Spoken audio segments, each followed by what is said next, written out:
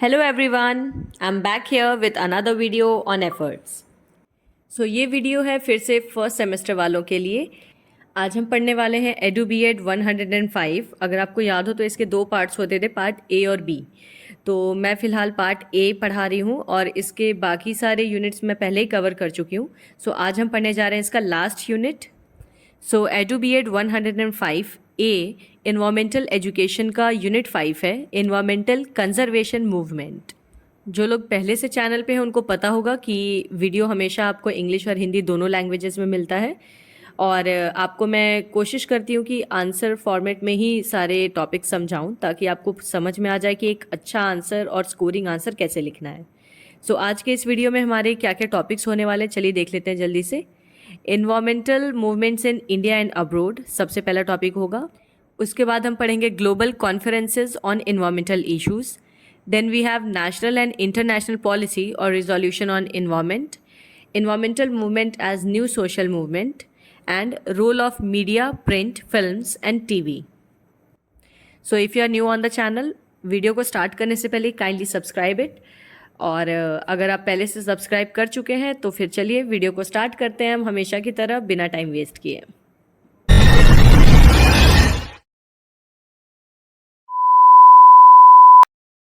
I'm Captain Jack Sparrow.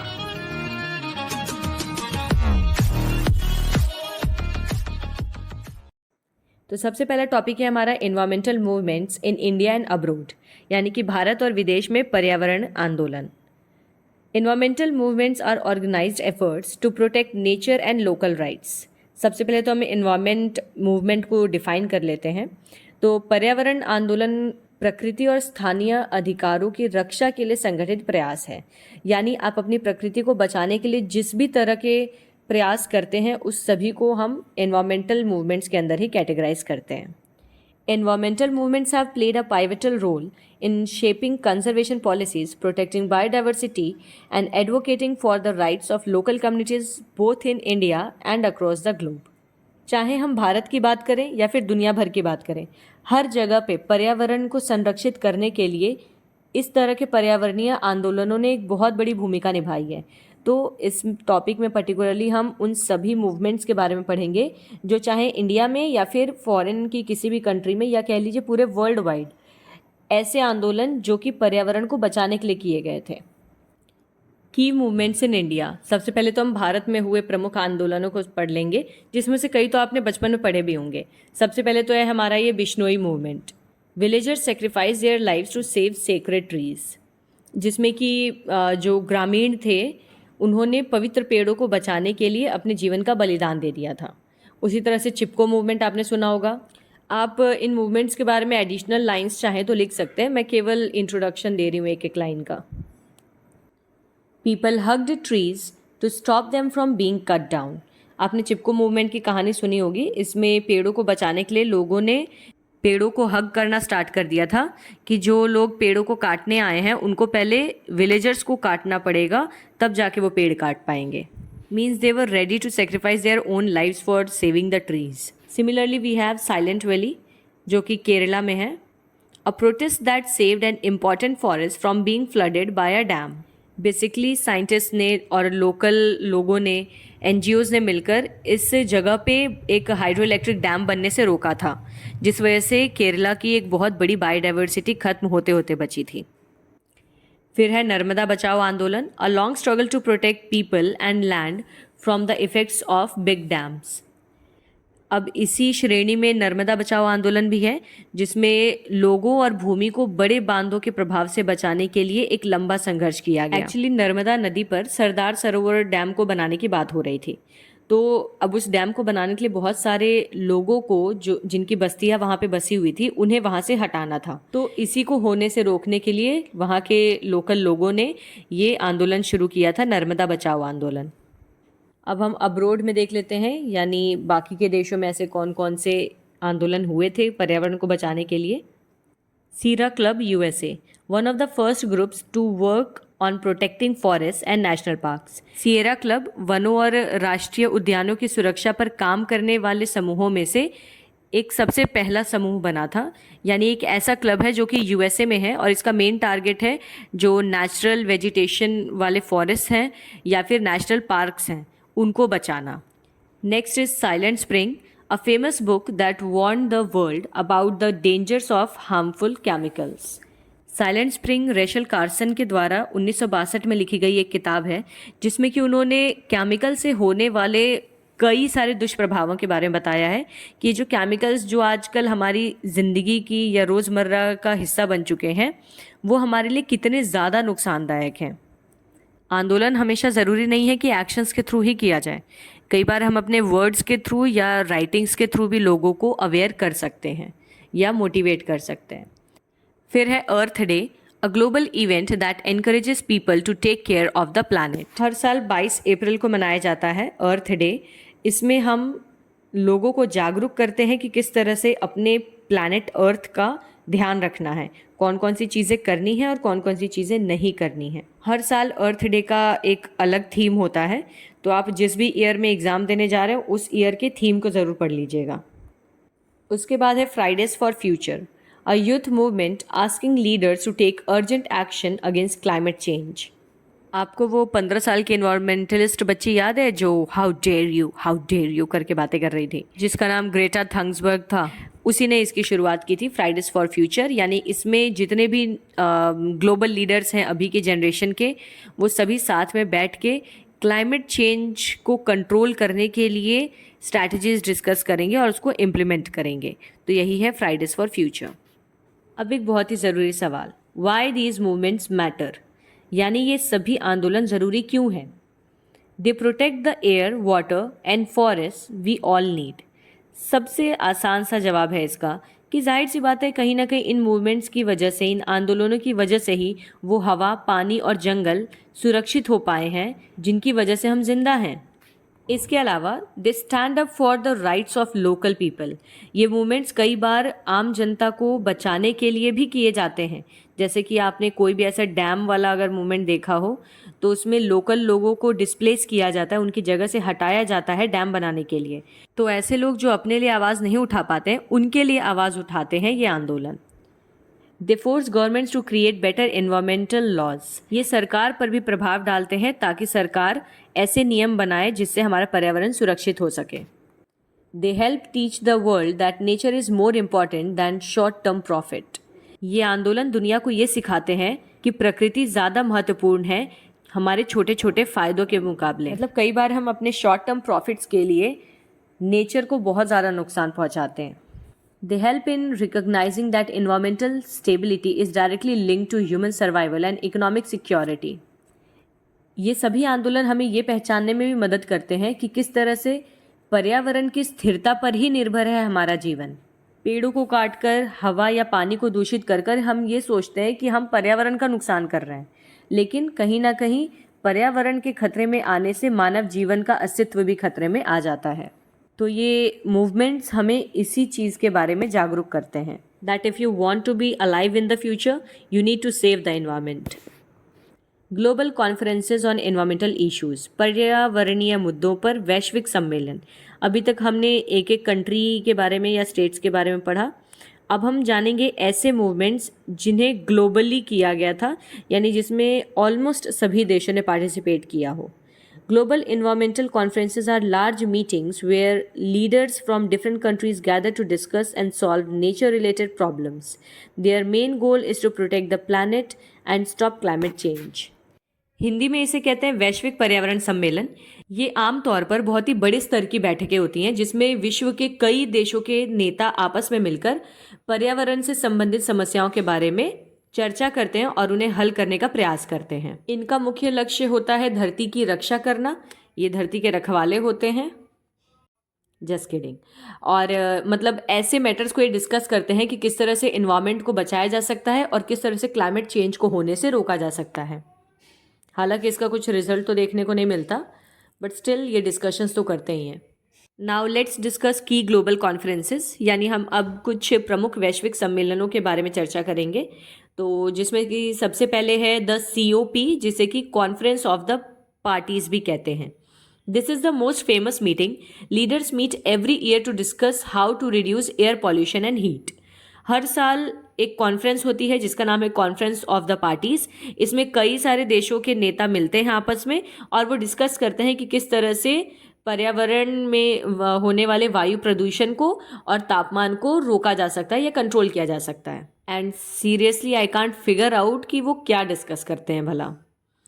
Okay, so the earth summit.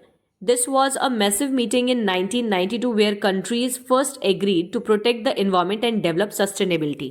ये बहुत important है क्योंकि ये पहली बार पूरे विश्व में ऐसा हुआ था कि इतनी बड़ी बैठक पूरी दुनिया भर में की गई थी 1992 में, जिसमें कि पर्यावरण की रक्षा करने के लिए और सतत विकास यानी कि बिना पर्यावरण को नष्ट पहुंचाए विकास की ओर अग्रसर होने पे चर्चा की गई थी।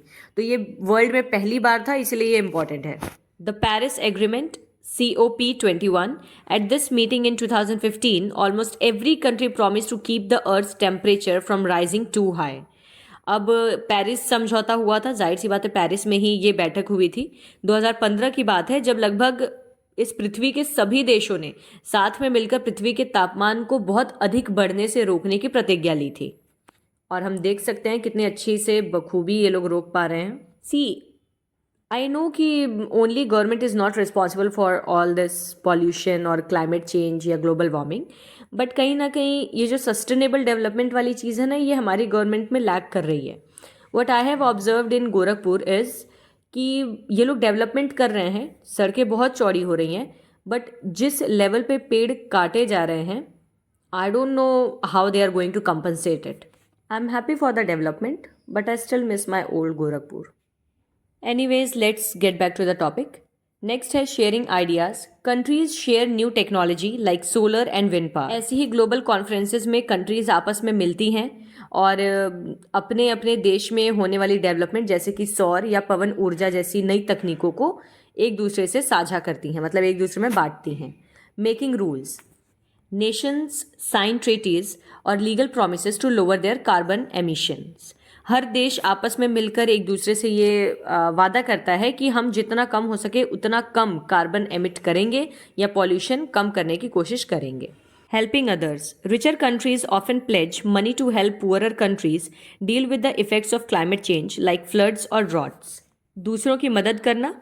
कई ऐसे बड़े बड़े देश होते हैं जो गरीब देशों की बाढ़ में या सूखे जैसी ऐसी परेशानियों से निपटने में मदद करते हैं, उनको वित्तीय सहायता देकर, मतलब उन्हें पैसे देकर, धनराशि देकर उनकी भी हेल्प करते हैं कि वो इस क्लाइमेट चेंज से डील कर सके। Major goals. Stopping the increase of greenhouse gases in the air, protecting plants and animals from going extinct and using the earth resources without using them all up.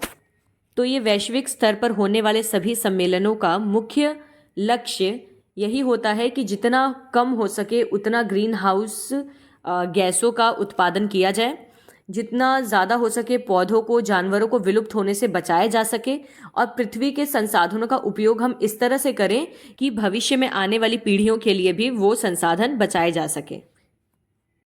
Now the next topic is national and international policy resolution on environment, यानी पर्यावरण पर राष्ट्रीय एवं अंतर्राष्ट्रीय नीतियों का संकल्प। Environmental policies are rules made by governments and world leaders to protect nature. They aim to reduce pollution, stop climate change and save animals and forests. पहले तो आप ये समझिए कि environmental policies का क्या मतलब होता है। पर्यावरण नीति का मतलब है साफ तौर पर कि प्रकृति की रक्षा के लिए जिस भी तरह की हम नीतियाँ बनाते हैं, जिसमें कि कई सारे देशों से नेता आते हैं और वो सभी मिलकर पर्यावरण को सुरक्षित रखने के लिए प्रदूषण को कम करना या जलवायु परिवर्तन को रोकना या फिर जानवरों और जंगलों की रक्षा करने जैसे मुद्दों पर विचार करते हैं। तो ये जितनी भी तरह की नीतियाँ जो भी इन्वायरमेंट को बचाने के लिए बनाई जा रही हैं, उन सभी को हम इन्वायरमेंटल पॉलिसीज़ कहते हैं। इंटरनेशनल पॉलिसीज़ और ग्लोबल एग्रीमेंट्स। तो सबसे पहले हम अंतर्राष्ट्रीय नीतियों को जान लेते हैं, उसके बाद हम राष्ट्रीय नीतियों पे आएंगे। These are deals made between many countries to solve problems that affect the whole world. जाहिर सी बात है, अंतर्राष्ट्रीय नाम से ही पता चल रहा है कि ये वो नीतियाँ होती हैं जिसे वैश्विक तौर पर होने वाली परेशानियों का सामना करने के लिए बनाया जाता है। अगेन इसमें सबसे पहले आपका आ जाता है पेरिस एग्रीमेंट, जो कि 2015 में हुआ था। Almost every country agreed to limit global warming. The goal is to keep the earth temperature from rising more than 1.5 degree Celsius. यानी इन लोगों ने एम बनाया था कि हम साल भर के तौर पर 1.5 डिग्री सेल्सियस से ज़्यादा पृथ्वी के तापमान को नहीं बढ़ने देंगे। मोनेटोरियल प्रोटोकॉल बहुत इंपॉर्टेंट है, 1987 में आया था। This successful plan stop the use of chemicals that were destroying the ozone layer, the earth sunscreen. अगर आपको याद हो तो अभी रिसेंटली न्यूज़ में निकला था कि ओजोन लेयर जो है हमारी वो हील कर रही है, जो कि एक बहुत ही पॉजिटिव साइन है। ये मॉन्ट्रियल प्रोटोकॉल जारी हुआ था 1987 में, जो कि एक बहुत ही सफल योजना साबित हुई है। इसके तहत सभी लोगों ने ये शपथ ली थी कि हम उन केमिकल्स का इस्तेमाल बंद कर देंगे या उन गैसेस का एमिशन बंद कर देंगे जिसकी वजह से ओजोन परत में छेद बन रहा है। ऐसी कुछ गैसेस हैं CFCs यानी क्लोरोफ्लोरोकार्बन्स, कार्बन मोनोऑक्साइड या फिर सल्फर डाइऑक्साइड। नेक्स्ट है सस्टेनेबल डेवलपमेंट गोल्स, ये तो आपने सुना ही होगा, very important SDGs, a set of 17 goals by United Nations. Goals 13, 14 and 15 focus specifically on climate action, life under water and life on land. सभी देशों ने मिलकर ऐसे 17 सतत विकास लक्ष्य निर्धारित किए थे, यानी ये ऐसे 17 गोल्स हैं जो हर एक कंट्री को इम्प्लीमेंट करने हैं। तो इन 17 गोल्स में से जो गोल नंबर 13, 14 और 15 है, ये विशेष रूप से जलवायु परिवर्तन, पानी के नीचे का जीवन और भूमि पे जो जीवन है उसके ऊपर केंद्रित है। यानी हमें क्लाइमेट, अंडर वाटर लाइफ और ऑन लैंड लाइफ, इन तीनों की प्रोटेक्शन करनी है। Coming Montreal Global Biodiversity Framework 2022, a recent deal to protect 30% of the world's land and oceans by the year 2030।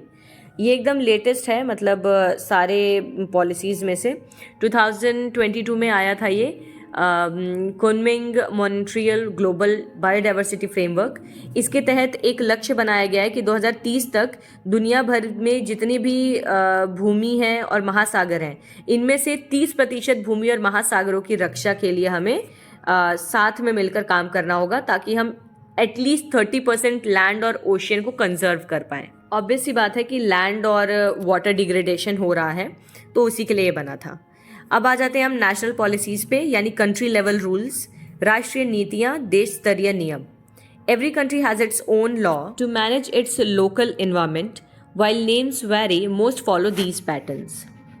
ना ही सिर्फ भारत में बल्कि प्रत्येक देश के अपने अपने लक्ष्य होते हैं पर्यावरण को बचाने के लिए।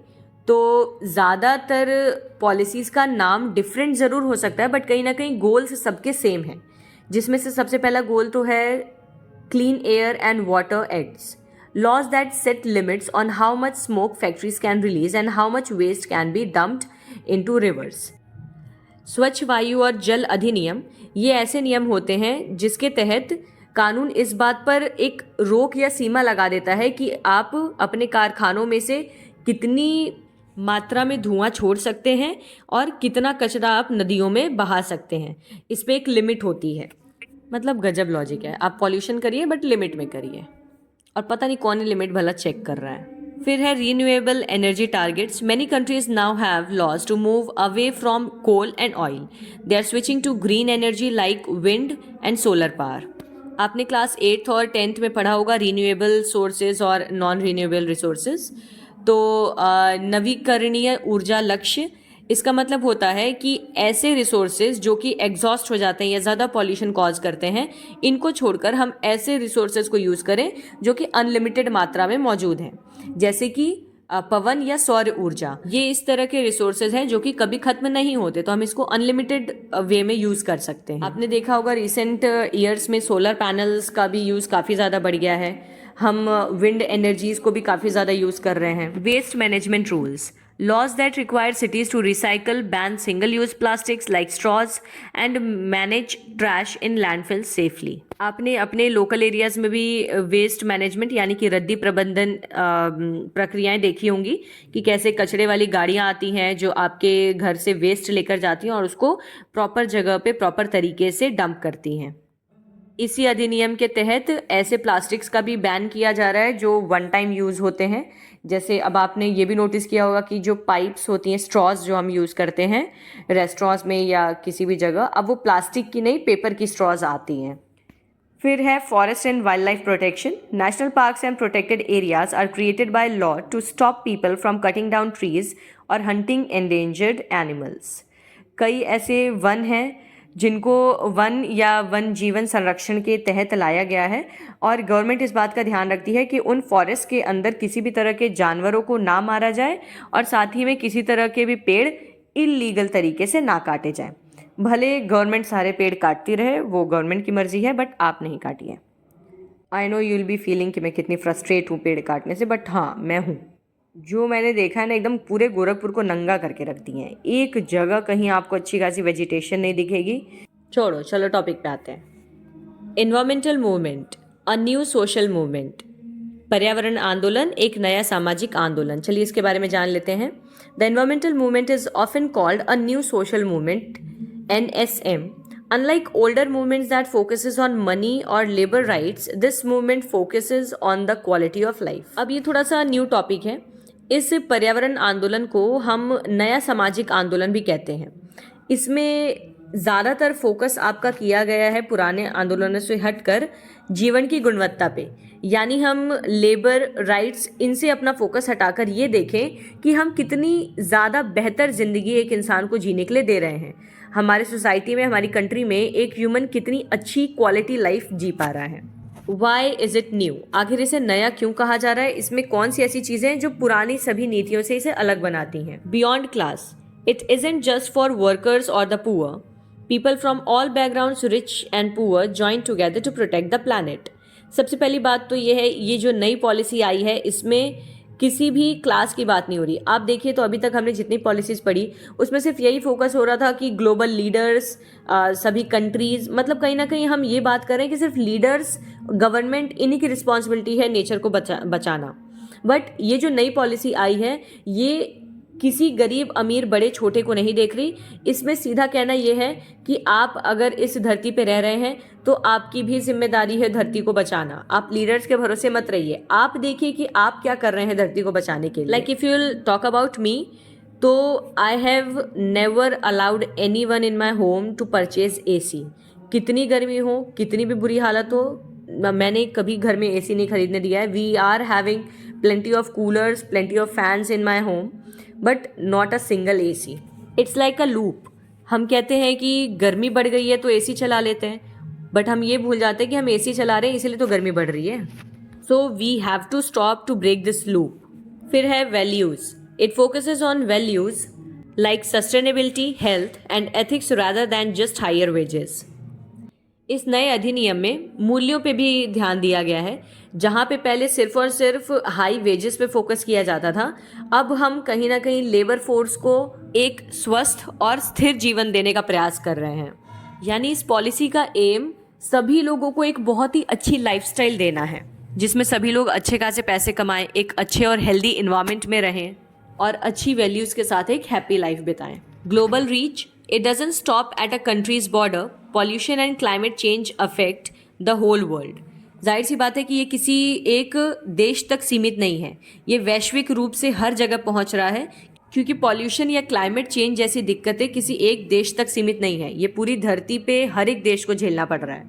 Lifestyle, it encourages personal changes like recycling और reducing waste as a form of protest.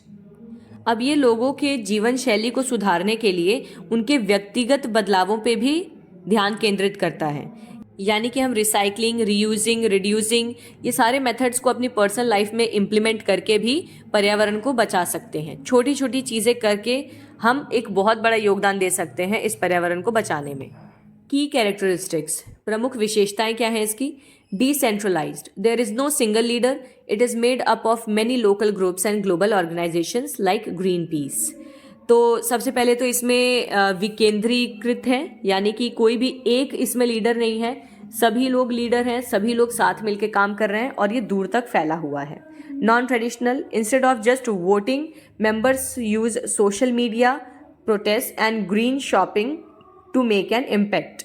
इसमें लोग सिर्फ मतदान नहीं कर रहे हैं, एक दूसरे को वोट नहीं दे रहे हैं कि हाँ आप अच्छा कर रहे हैं या पॉलिसी बनाइए। इसमें लोग खुद से पार्टिसिपेट कर रहे हैं, सोशल मीडियाज़ के थ्रू एक दूसरे को मोटिवेट कर रहे हैं, एनकरेज कर रहे हैं प्लैनेट को क्लीन और ग्रीन बनाने के लिए। Identity, being an environmentalist becomes a part of who a person is. यानी हमें ये नई नीति एक नई पहचान भी दे रही है। अब हम सिर्फ एक नागरिक या एक व्यक्ति से हटकर एक पर्यावरणविद बन रहे हैं। And now the last topic, role of media, print, films and TV. यानी पर्यावरण को सुरक्षित रखने में या बचाने में मीडिया, प्रिंट, फिल्म या टेलीविजन की क्या भूमिकाएं हैं। Media, print, films, and TV play a vital role in protecting our planet by spreading awareness and inspiring action. They simplify complex science for everyone to understand. They also keep a watchdog eye on corporations and governments. Moreover, they encourage people to change their habits and join conservation movements. ये सभी तरह के media, print या फिल्में या TV ये एक तरह से जागरूकता फैलाने के लिए बहुत ही बड़ा संसाधन है। पहले कोई भी बात ज़्यादातर लोगों तक नहीं पहुंच पाती थी क्योंकि इतना ज़्यादा सोशल मीडिया एक्सेस नहीं था, लेकिन अब किसी भी तरह का कैंपेन अगर एक कोने में शुरू होता है तो वो देश भर के कोने कोने में पहुंच जाता है। सबसे अच्छी चीज़ ये है कि जो साइंस के कॉम्प्लेक्स टॉपिक्स किसी को समझने में मुश्किल हो सकती है, सोशल मीडिया या टीवी या जो मूवीज़ हम देखते हैं वो बहुत ही सिंपली अपने मूवीज़ के थ्रू, डायरेक्शंस के थ्रू ही आम लोगों को भी समझा पाते हैं कि ग्रीन हाउस इफेक्ट क्या है, कैसे पॉल्यूशन पे इम्पैक्ट हो रहा है। ना ही ये सिर्फ जागरूकता फैलाते हैं बल्कि सरकारों पर और सभी संगठनों पर एक नज़र भी रखते हैं कि सरकार अपना काम सही तरह से कर रही है या नहीं। अगर नहीं करेगी तो ऑब्वियस ही बात है कि मीडिया उसे एक्सपोज ज़रूर करेगी, उनके अगेंस्ट में चीज़ें बोलेगी जिससे लोग भड़केंगे और गवर्नमेंट के अगेंस्ट एक्शन लेंगे। तो कहीं ना कहीं ये बहुत ज़्यादा वाइटल रोल प्ले करते हैं। चलिए इनके की रोल्स को डिस्कस कर लेते हैं हम। प्रमुख भूमिकाएं क्या हैं इनकी। सबसे पहले प्रिंट के बारे में जानेंगे, जैसे कि न्यूज़पेपर या मैगजीन्स, ये किस तरह से हेल्पफुल है एनवायरनमेंट को बचाने में। Provides deep research and exposes environmental crimes through investigative reporting. Investigative journalism in newspapers can uncover local illegal logging or industrial water pollution, leading to public outcry and legal action. Newspapers के through या magazines के through हम बहुत ही ज़्यादा deep research कर सकते हैं किसी भी टॉपिक के बारे में। इवन ये कई सारे क्राइम्स जो हमारे आसपास हो रहे हैं, इन्वायरमेंट को अगर बहुत डैमेज पहुंच रहा है, जैसे आपने देखा होगा कि अभी जो हो रहा था केरला में, आंध्र प्रदेश के साइड में बहुत सारे ऐसे बड़े बड़े जंगलों को काटा जा रहा था, वेजिटेशन पूरी वहाँ की ख़त्म हो जाती। तो ये सारी चीज़ें न्यूज़ में ही तो हमें पढ़ने को मिली ना, जिससे हमें पता चल पाया कि ऐसी भी घटनाएं यहाँ हो रही हैं।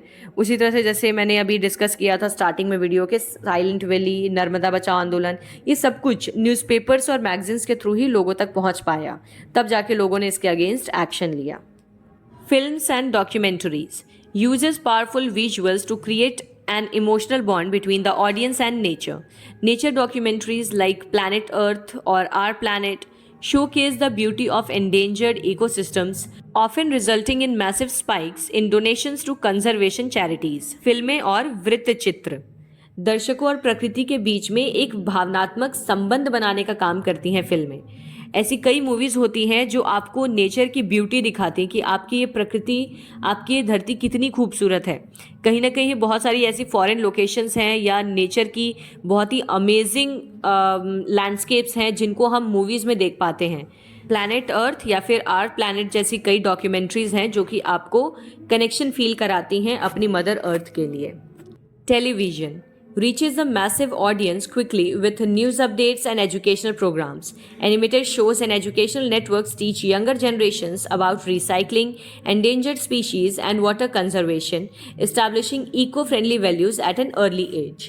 जाहिर सी बात है कि ज़्यादातर बच्चे कार्टून्स देखना पसंद करते हैं, तो हमारा टेलीविज़न ना ही सिर्फ न्यूज़ के माध्यम से बल्कि कई ऐसे एनिमेटेड कार्टून्स बच्चों के लिए बनाता है और उस पर टेलीकास्ट किया जाता है, जिससे बच्चे देखकर रिसाइकलिंग, रीयूजिंग, इन सब एक्टिविटीज़ के बारे में सीख पाते हैं, नेचर कंजर्वेशन के बारे में जान पाते हैं और किस तरह से पर्यावरण की रक्षा करनी है ये भी समझ पाते हैं। टीवी में जो डिस्कवरी या नेट जियोग्राफी जैसे चैनल आते थे उन पे एंडेंजर्ड स्पीशीज़ के बारे में काफ़ी ज़्यादा नॉलेज दी जाती थी कि कौन सी ऐसी जानवरों की, पक्षियों की प्रजातियां हैं जो कि अब विलुप्त हो रही हैं और कैसे हम उनकी रक्षा कर सकते हैं। अभी तो हालांकि ये सब चीज़ें बहुत कम हो गई हैं, बट हम लोग के टाइम पे हम लोग काफ़ी ज़्यादा डिस्कवरी या नेट जियो जैसे चैनल्स देखते थे। Then we have social media, allows activists to organize global campaigns and share eco-friendly tips instantly. Hashtag campaigns like hashtag trash tag or #TeamTrees, encourage people to clean up local parks or donate to reforestation efforts, showing real-time results through before and after photos. अब environment को बचाने में सबसे बड़ा role जो play करता है मेरे अकॉर्डिंग वो है सोशल मीडिया। ऑब्वियस सी बात है कि कई ऐसे कार्यकर्ता हैं जो वैश्विक अभियानों को आयोजित करते हैं, मतलब आपके लोकल एरियाज़ में ऐसे कई लोग होते हैं जो कि प्लांट ट्री जैसे कैंपेन्स चलाते हैं या फिर क्लीन सोसाइटी जैसे कैंपेन्स चलाते हैं। वो आपको सोशल मीडिया में अपने रील्स के थ्रू ये दिखाते हैं करके कि कैसे बिफोर ये जगह थी और कैसे आपके सपोर्ट के बाद या डोनेशन के बाद आफ्टर ये प्लेस कैसी हो गई।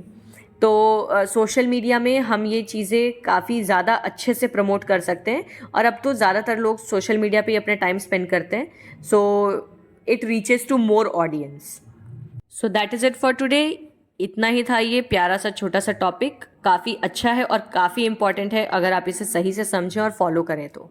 So thank you very much. Like if you really liked it, and share because sharing is caring, and subscribe the channel because it's absolutely free. See you in the next video. Till then, take care and bye bye.